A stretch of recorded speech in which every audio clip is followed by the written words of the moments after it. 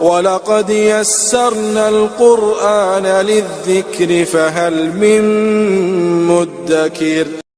آج انشاءاللہ تعالی ہم سورۃ الانعام کی آیت نمبر 80، 81، 82 پڑھتے ہیں اور اس کو سمجھنے کی کوشش کرتے ہیں۔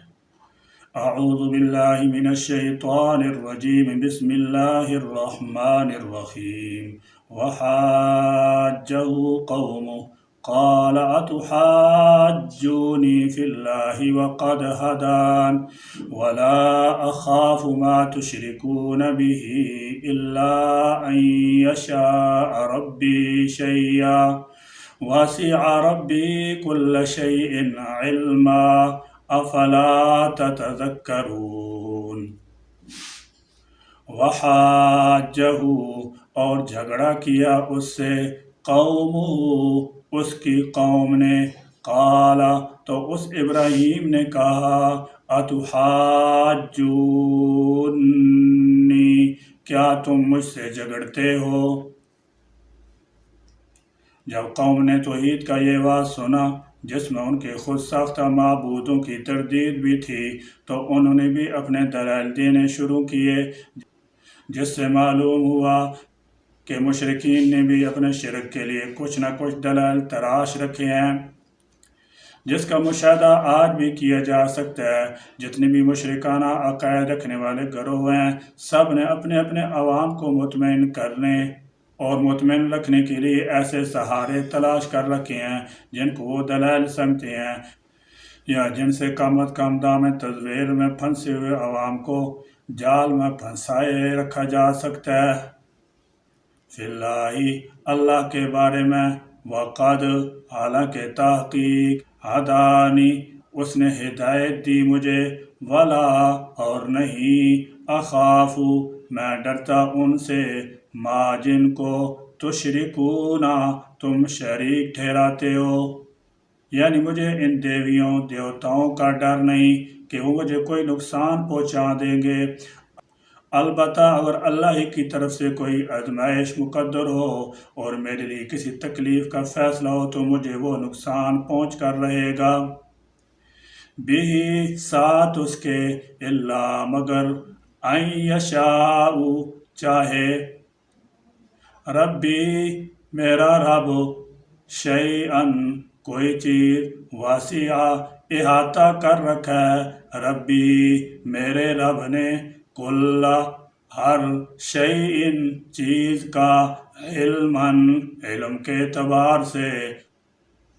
افلا کیا نہیں پھر بھی، تتذکرون تم نصیحت حاصل کرتے۔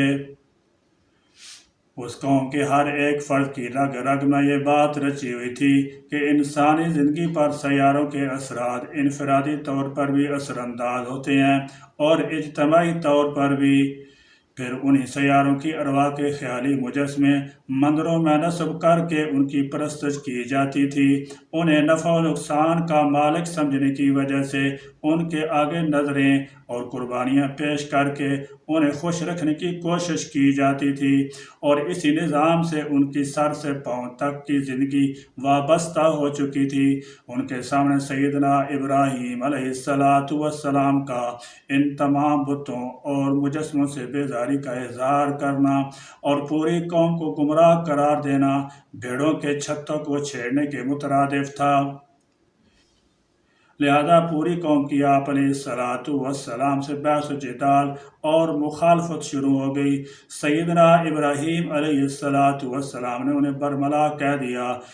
کہ جن جن معبودوں کو تم اللہ کے اختیار و تصرف میں شریک کر رہے ہو اور شریک سمجھ رہے ہو، میں ان سے کسی ایک کو بھی تسلیم کرنے کو تیار نہیں۔ میں اپنی زندگی اور موت، صحت اور تندرستی، خوشحالی اور تنگدستی کا مالک صرف اللہ تعالی جل شانہ کو سمجھتا ہوں،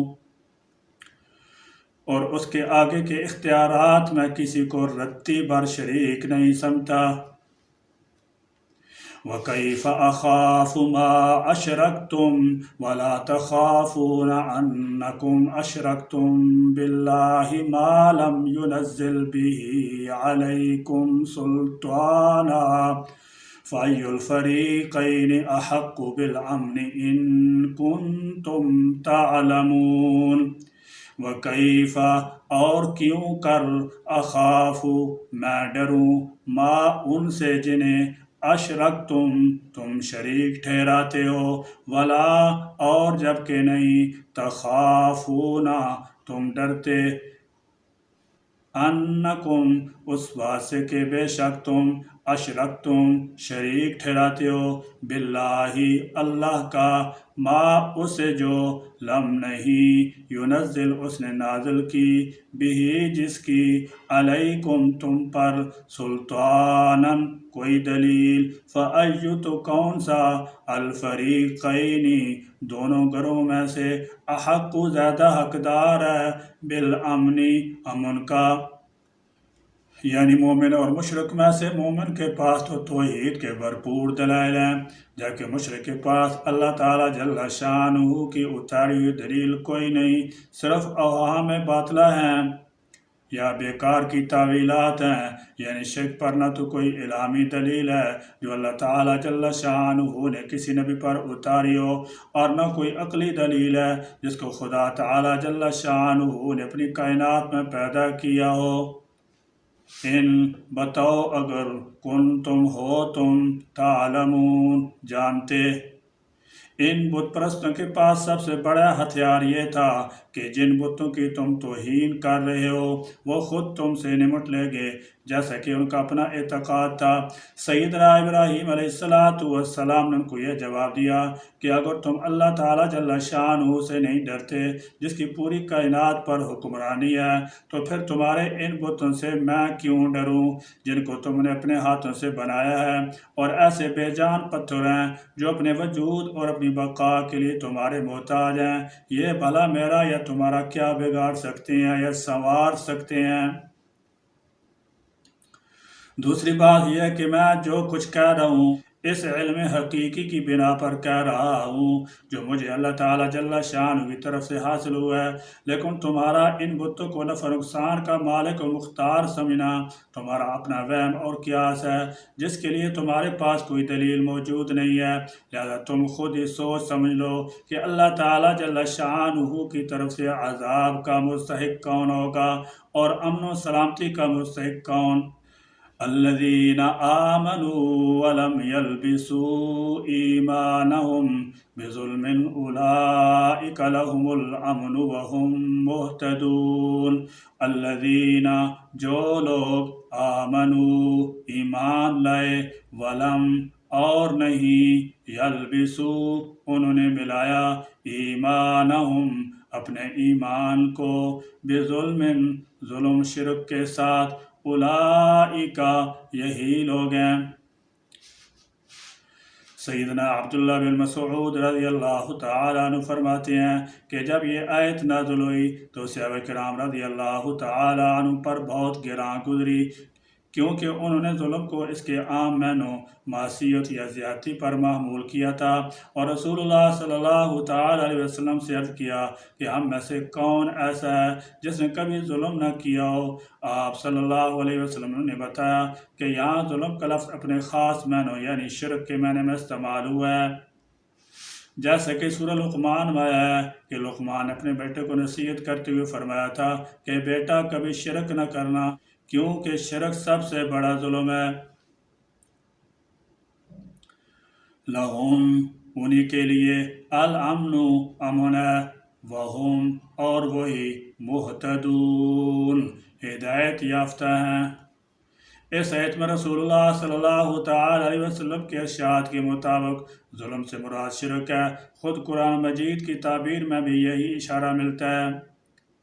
کہ جن لوگوں نے اپنے ایمان کو ظلم عظیم کی آمیزش سے محفوظ رکھا اور قرآن مجید نے دوسرے موقع پر شرک کو ظلم عظیم قرار دیا ہے ان الشرک لظلم عظیم گویا مقصد یہ ہے کہ ایمان لانا کافی نہیں ہے بلکہ یہ بھی ضروری ہے کہ ایمان کے ساتھ کسی بھی درجہ میں شرک کی آمیزش نہیں ہونی چاہیے ایک شخص اللہ تعالیٰ جل شانہ کو ایک مانتا بھی ہو لیکن اللہ تعالیٰ جل شانہ کو اختیارات میں غیر اللہ کو بھی شریک سمجھتا ہو نبیوں اور ولیوں کے بارے میں عقیدہ رکھتا ہو کہ وہ اولاد دے سکتے ہیں، صحت حیات کے فیصلے کر سکتے ہیں، رزق دے سکتے ہیں، اسی طرح اللہ کے علاوہ کسی زندہ یا مردہ کو سجدہ کیا جائے اور کسی کے نام پر نظر و نیاز کا جانور چھوڑا جائے، تو یہ سب مشرکانہ افعال ہیں اور یہ ایمان کے ساتھ شرک کی آمیزش ہے۔